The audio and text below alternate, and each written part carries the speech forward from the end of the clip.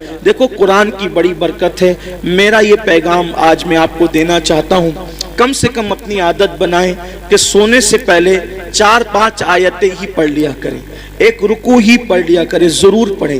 آپ دیکھیں قرآن شریف میں ایک سورت ہے, اگر سونے سے پہلے اس سورت کو آپ پڑھ لیں, روزانہ پڑھنے کی عادت ڈالیں, تو یہ سورت کی تاثیر یہ ہے کہ آپ جو سوچو گے وہ ہوگا, جو سوچو گے وہ ہوگا. اس سورت کا نام ہے سورہ مزمل. 2 رکوع پر مشتمل ہے یہ سورت, اور 5 منٹ سے بھی کم کا وقت لگتا ہے. 5-6 دن اگر آپ اس کو ریگولر پڑھیں گے نا سورہ مزمل کو, تو آپ کو یہ زبانی یاد ہو جائے گی, اور آپ سورہ مزمل پڑھنے کے عادی بنے. جادو سے بچیں گے, سحر سے بچیں گے, بلاؤں سے بچیں گے, یہ ہے. پھر بھوکمری سے بچنا ہے, فاقہ کشی اور غربت سے, یعنی مالدار بننا ہے.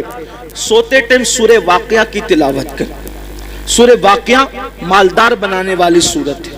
ایک مرتبہ حضرت سیدنا عبداللہ ابن مسعود رضی اللہ تعالیٰ, آپ کے وصال کا وقت قریب تھا. حضرت سیدنا عثمان غنی آپ کے گھر گئے, اور جانے کے بعد کہنے لگے, بھائی عبداللہ آپ کی بڑی دینی خدمات ہے, اب ایسا لگتا ہے کہ تم دنیا میں زیادہ دن تک نہیں رہو گے, اور تمہاری بیٹیاں ہیں, اور آپ مجھے وصیت کر دیں کہ میں آپ کی بیٹیوں کے لیے کیا خدمت کر سکتا ہوں. حضرت عبداللہ ابن مسعود اٹھ کر بیٹھ گئے, کہنے لگے, عثمان میرے بھائی یاد رکھو, میری بیٹیاں کبھی بھوکی نہیں رہے گی, میری بیٹیاں کبھی فاقے سے نہیں رہے گی, میری بیٹیوں کو کبھی مال کی تنگی نہیں ہوگی, آپ پیسوں کی بات نہ کریں.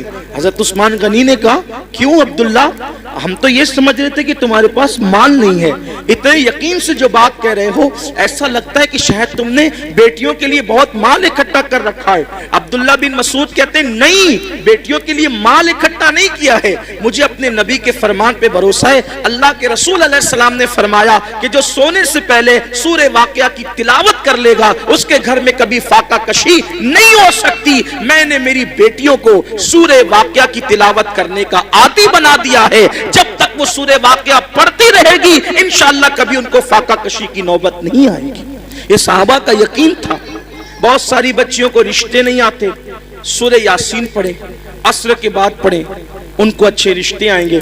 قرآن میں سب ہے لیکن قرآن پڑھنا نہیں چاہتے, تعویذ لینا چاہتے ہیں, تعویذ لینا چاہتے ہیں, وظیفے پڑھنا چاہتے ہیں. قرآن سے بڑھ کر کون سا وظیفہ ہے وہ بتائیں نا آپ, قرآن سے بڑھ کر کون سا وظیفہ ہے. دیکھو حضور غریب نواز رضی اللہ تعالیٰ جے پال جوگی کے سارے جادو کا جواب صرف ایک آیت سے دیا ہے غریب نواز نے, اس کو آیت الکرسی کہتے ہیں. آیت الکرسی سے جے پال جوگی ہار گیا, غریب نواز کے مقابلے میں نہیں آ سکا. وہ سورہ فلق سورہ ناس پڑھ کے دم کیجئے, نظر بد ختم ہوگی. بچے جو شام کے وقت رات رات بھر روتے ہیں, فلق اور ناس پڑھ کر دم کرو, بچے رونا بند کر دیں گے, نہیں روئیں گے بچے. نظر لگتی ہے 3 مرتبہ لیلاف قریش پڑھو, نظر فوراً ختم ہوگی. اب آپ کہیں گے ہم تو کرتے ہیں نا لیکن اثر نہیں ہوتا. یہی بات خاص ہے, یہ فرید خاص. او بابا فرید, فرید مطلب فرید, یہ ان کا نام نہیں فرید, ان کا نام ہے مسعود اور ان کا لقب ہے فرید. فرید کا مطلب ہوتا ہے یکتا, یکتا, بے ہمتا, کوئی ہمسر نہیں, کوئی ثانی نہیں. ان کے دور میں وہ تھے فرید الدین. بڑھیا آئی, آنے کے بعد کہا پیسوں کا انتظام نہیں. سرکار بابا فرید نے کہا ایک کام کر مائی, وہ سامنے جو ڈھیلا پڑا ہے نا مٹی کا, وہ ڈھیلا میرے پاس لا. وہ ڈھیلا لائی, فرمایا پکڑ اس کو. اس نے ڈھیلا پکڑا. بابا فرید نے سورہ فاتحہ پڑھی 3 بار. کتنی بار؟ کون سی سورت؟ سورہ فاتحہ کا مطلب زور سے بولیے, الحمدللہ ہی سب کو یاد ہے نا. سورہ فاتحہ 3 بار پڑھی, دم کیا, فرمایا اس کو ڈھانک لے اور گھر جا کے کھولنا. ڈھانک لیا, گھر جا کر کھولا تو وہ سونا بن گئی. مٹی کیا بن گئی؟ سونا بن گئی. اب وہ شادی بھول گئی. انسان تو لالچی ہوتا ہے. بابا صاحب نے کتنا آسان طریقہ بتایا مٹی کو سونا بنانے کا. اس نے شادی بھول گئی, بولا یار ایک ڈھیلے پہ اگر پڑھنا ہی ہے سورہ فاتحہ تو پھر ایک ڈھیلے پہ کیا پڑھنا.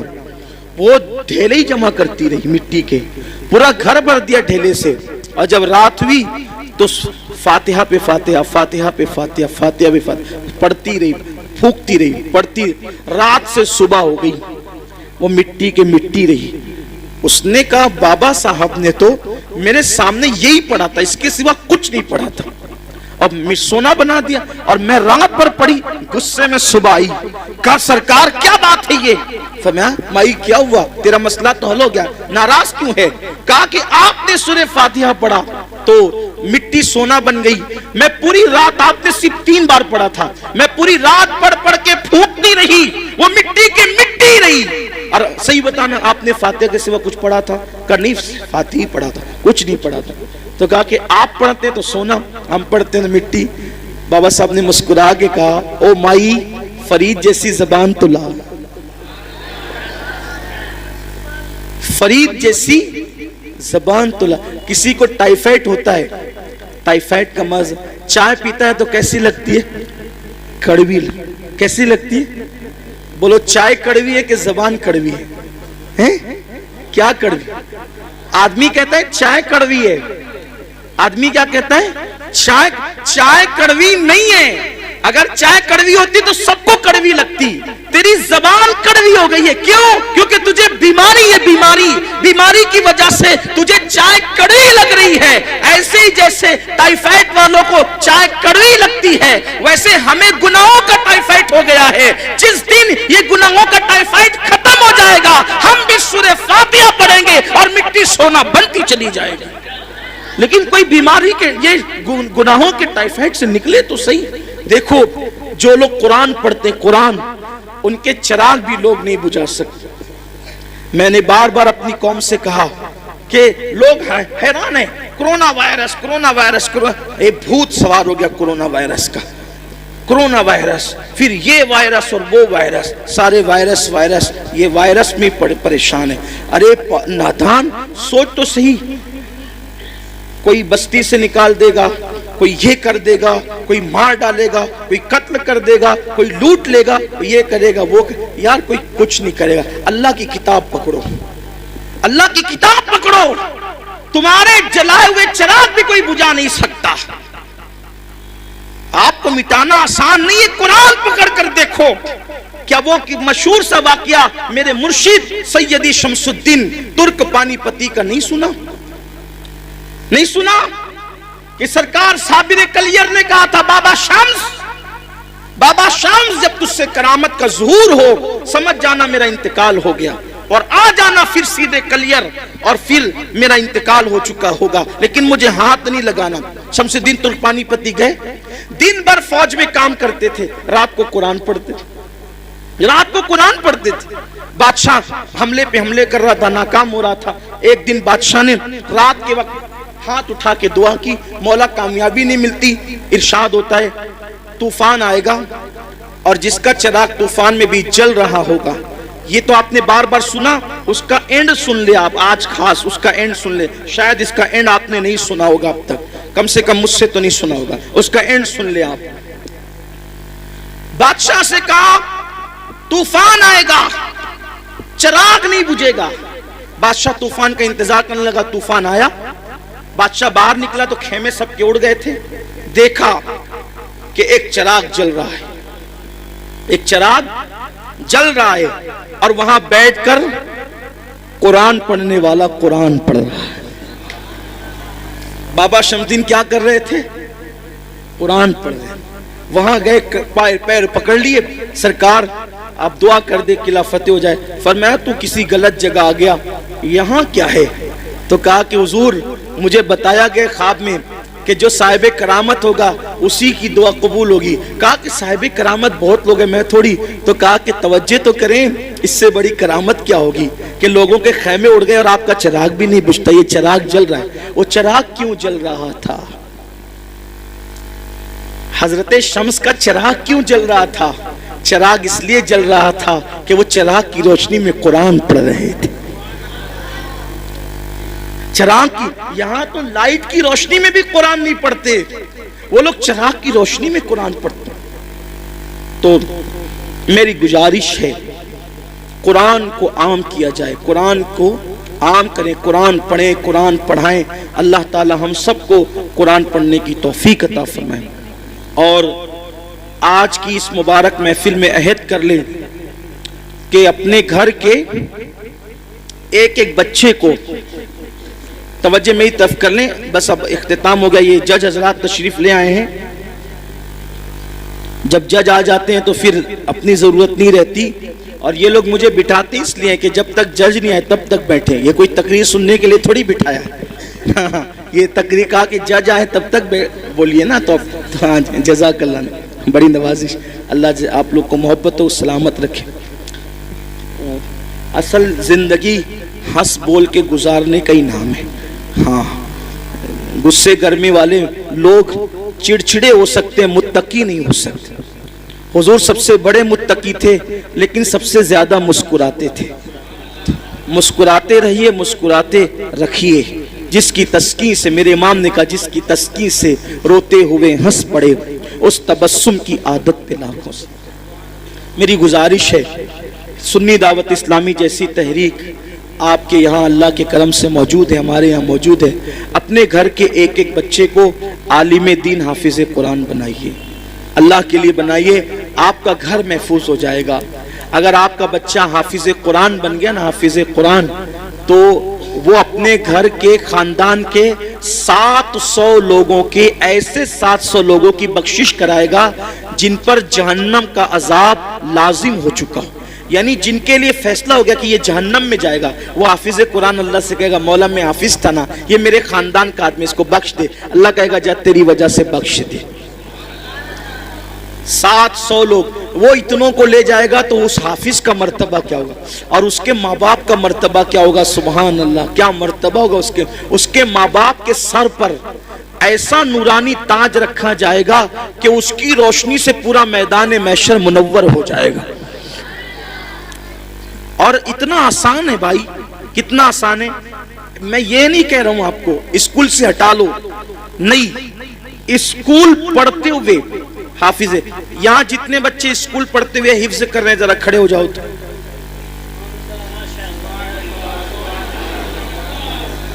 یہ سب بچے اسکول پڑھ پڑھ کے حفظ کر رہے ہیں، اور اس میں سے 6 بچے اس سال حافظ قرآن میں، کتنے؟ 5 بچے، معاف، جامعہ پہ 6 تھے، یہاں 5۔